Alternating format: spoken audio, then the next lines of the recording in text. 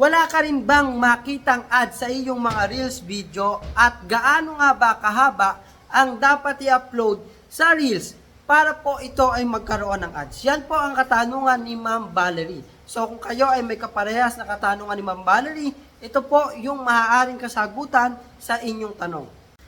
Bakit nga ba wala tayong nakikitang ads sa ating mga Reels video? So katulad ko mga Lodino, baka parehas po kayo ng aking na-experience. More than 3 months na po akong hindi nakakakita ng aking ads sa mga Reels video ko. Dahil po yan mga Lodi sa update ni Facebook. Yes po, wala naman pong problema ang ating account. Pero kahit ganon, nagraran pa rin po ng earnings yung ating mga video. So katulad yan mga Lodino, sobrang tagal na pong hindi ako nakakakita ng Reels, no? Kahit kanino pong Reels video, wala po akong nakikitang ads. Pero pagka gumamit po ako ng other account, katulad po yung sa misis ko, chinek ko yung aking Reels video, meron na po akong nakikitang ads. So pwede nyo pong gawin yon para malaman nyo or makita nyo kung ano yung ads na lumalabas sa inyo. At pagdating naman po mga Lodino sa duration ng ating Reels, kung gaano kahaba, 3 seconds up to 90 seconds po mga Lodi. Depende sa inyo kung gaano kahaba ang gusto nyo gawin. Kahit po maikli lang, magkakaroon po yan ng ads, mag-earn po yan mga Lodi. Kaya wag po kayong mag-alala as long as wala po yung violation.